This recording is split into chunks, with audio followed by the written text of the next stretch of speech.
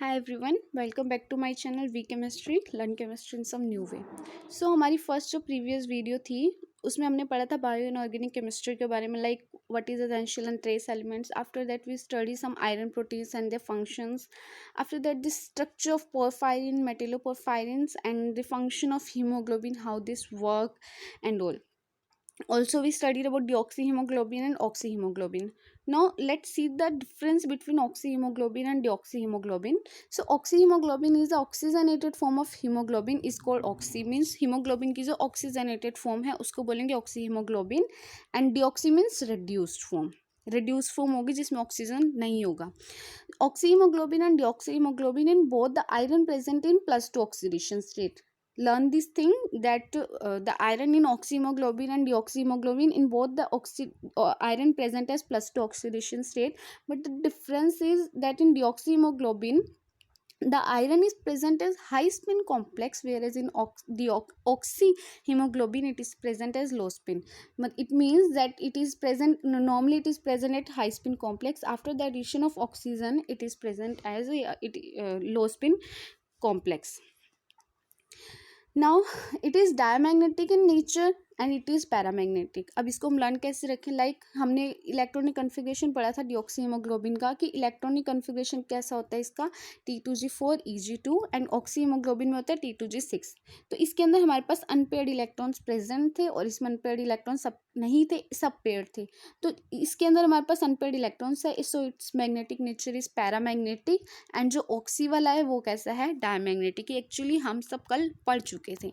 So the new thing is that जो diamagnetic nature है वो ESR इनएक्टिव है, और जो पैरामैग्नेटिक है वो ESR एक्टिव होगा. आपको इस चैप्टर के लिए बस इतनी सी बात याद रखनी है, ये जो पैरामैग्नेटिक है वो ESR एक्टिव होगा एंड जो डायमैग्नेटिक है वो ESR इनएक्टिव होगा. नाउ द स्मॉल सब part of this haemoglobin topic is cooperative effect, very most important topic. Cooperative effect क्या होता है, लाइक अब हमने पढ़ा था हीमोग्लोबिन में 4 सब यूनिट होती है, फर्स्ट सब यूनिट, सेकेंड सब यूनिट, थर्ड सब यूनिट, फोर्थ. एंड ये सबकी सब किससे जुड़ी होती है, सोल्ट ब्रिज से जुड़ी होती है. और ये सोल्ट ब्रिज क्या करते हैं, इसमें स्टीरिक हिंड्रेंस प्रोड्यूस करता है. अब हर सब यूनिट में पोरफायरिन की रिंग भी है, इसमें भी है, इसमें भी है, और ग्लोबिन प्रोटीन भी है.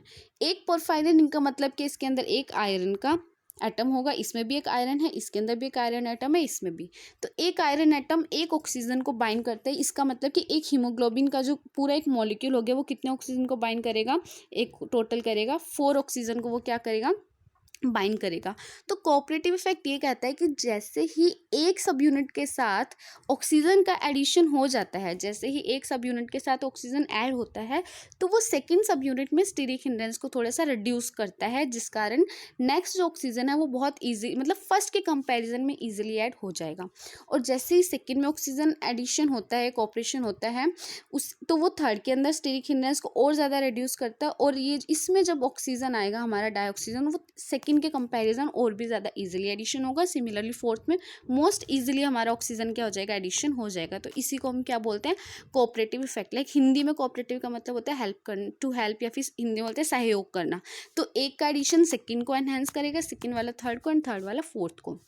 तो कोऑपरेटिव इफेक्ट की डेफिनेशन क्या हुई, the phenomena where the addition of dioxygen to one sub heme unit increase addition of dioxygen molecule to another heme subunit is known as cooperative effect. Now let's see how this follow. यहाँ पे मान लो हमारे haemoglobin का first molecule है, addition होता है oxygen का, हमारा मॉलिक्यूल बना HbO2, रेट कांस्टेंट है K1. सो HbO2 सेकेंड ऑक्सीजन को ऐड करेगा, HbO2 twice, HbO2 twice third oxygen को करेगा, HbO2 थ्राइस. तो इनका रेट कांस्टेंट फर्स्ट का K1 है, सेकंड का K2 है, थर्ड का K3, एंड सिमिलरली एडिशन जब फोर्थ होगा तो ये हो गया K4. तो अभी हमने पढ़ा जो फर्स्ट का रेट कांस्टेंट है वो कम होगा, सेकंड का और इजीली फास्ट होगा. तो हमारे रेट कांस्टेंट का जो ऑर्डर है वो क्या बना, K1 less than K2 less than K3 less than K4. और वी कैन से K4 सबसे ग्रेटेस्ट है रेट कांस्टेंट, मतलब K4 है लास्ट वाला ऑक्सीजन सबसे इजीली बाइंड करेगा. This is our cooperative. और ये याद रखना, इसको लर्न रखना है कि इस पे एक क्वेश्चन पक्का आ ही जाता है कोऑपरेटिव इफेक्ट पे. Now our most important topic that is hematin, या फिर इसको बोल सकते हैं म्यू ऑक्सोडाइमर. इसके अंदर हम पढ़ते हैं कि जो हमारा हीमोग्लोबिन है जिसकी 4 सब यूनिट्स है और हर सब यूनिट में एक प्रोटीन चेन है, उसकी इंपॉर्टेंस क्या है। एक तो पोरफायरिन रिंग है या फिर जिसको हीम बोलते हैं, पोरफायरिन प्लस आयरन मतलब हीम ग्रुप, और एक है प्रोटीन चेन। तो उस ग्लोबिन जो प्रोटीन चेन है, ग्लोबिन प्रोटीन चेन, उसकी कुछ ना कुछ इंपॉर्टेंस है, और अगर ये ना हो ना तो हमारा जो हीमोग्लोबिन है वो हेमेटीन बन जाता है।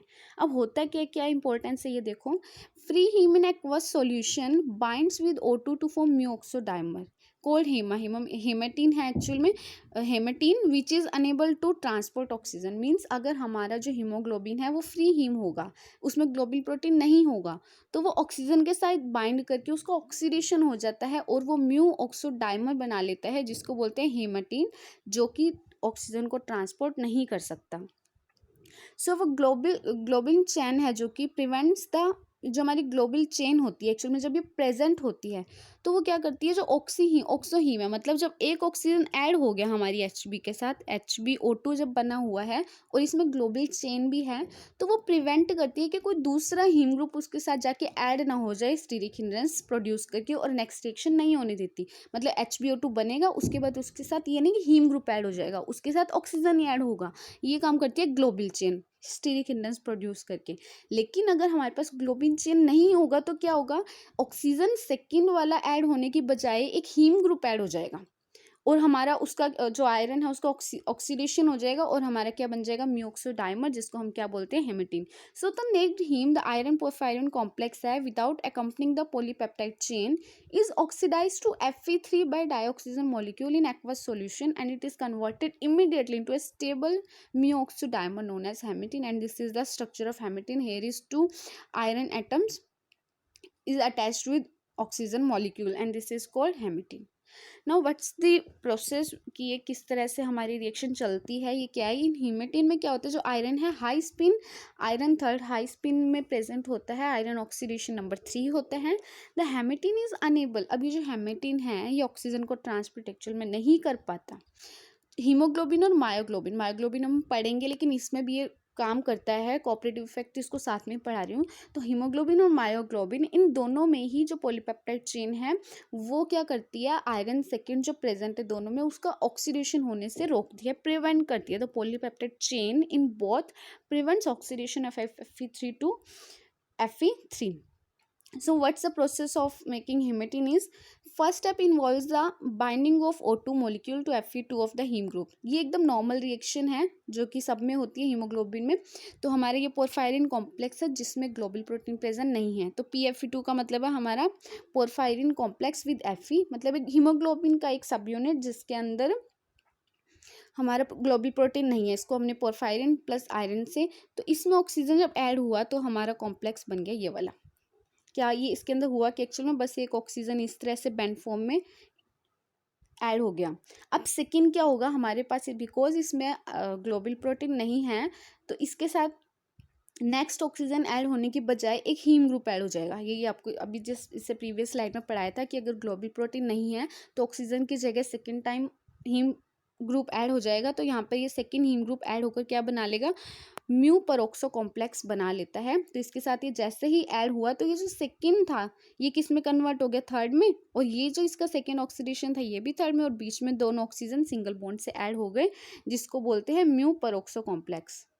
ये एक्चुअल में एम नहीं लिखा हुआ, ये म्यू परोक्सो कॉम्प्लेक्स है, इसको बोलते हैं।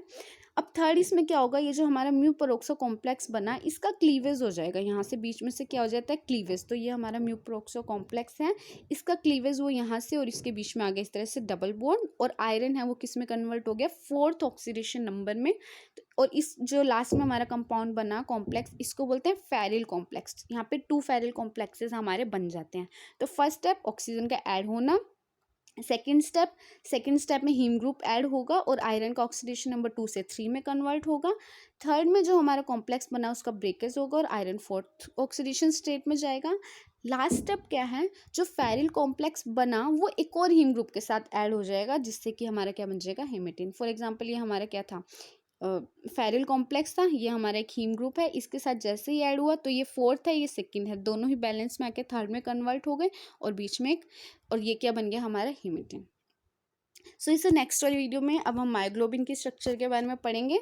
तो मैंने आपको इस वीडियो के अंदर हेमेटिन या मियोक्सो डाइमर बता दिया, और ये मोर स्टेबल है देन हीमोग्लोबिन। कोऑपरेटिव इफेक्ट पढ़ लिया, और उससे जो प्रीवियस वीडियो थी गाइस, अगर आपने नहीं देखी तो जाके ज़रूर देखना, जिसमें ऑक्सी, डिऑक्सी एंड हीमोग्लोबिन के बारे में, मेटेलोपोरफायरिन्स यानी बेसिक कंसेप्ट